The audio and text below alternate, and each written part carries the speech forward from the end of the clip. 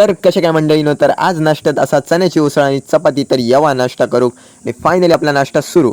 So नाश्ता झालेला आणि आपणाकडचं नव्हती ती संपली, तर फुला काढूया पूजा करूच्यासाठी पटपट आणि जाऊया आंघोळ करू.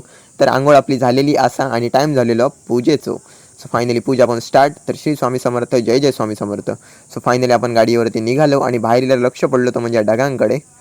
मळबट पडली या त्या ढगांमुळे.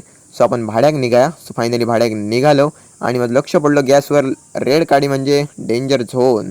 सो फायनली आपण गॅस पण भरून झालेलो असा आणि इलो भाड्याक आवेरा गावात. तर आवेरात कोण असत तर कमेंट करून नक्की सांगा. अतिशय सुंदर गाव आणि पहिली गोष्ट तर सुंदर रस्तो. आणि येता येता मंडळी माका दिसली एक अद्भुत गोष्ट. तर ब्रेक दाबले, हँडब्रेक ओढले आणि हय तुम्ही बघू शकता इतक्या ऊन असा. आणि आता माझ्या डाव्या साईडीक बघा निसर्गाचं सौंदर्य. सगळे माड आणि फोपळे असत मंडई आणि या थंडगार वातावरण वाटतं पावसाळ्यातलं वातावरण असा.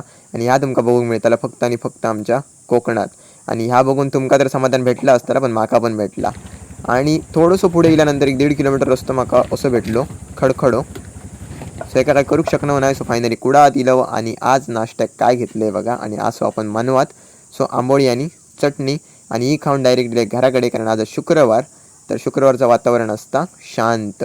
सो फायनली वाजले 5 आणि आई घेऊन गेली आमका रानात. तर रानात कशाक घेऊन गेली तर दिसतं तुमका उद्याच्या ब्लॉगमध्ये. तर व्हिडिओ आवडला तर नक्की लाईक करा, कमेंट करा, शेअर करा, न विसरता सबस्क्राईब करा. ओमकार पालो ब्लॉग्स.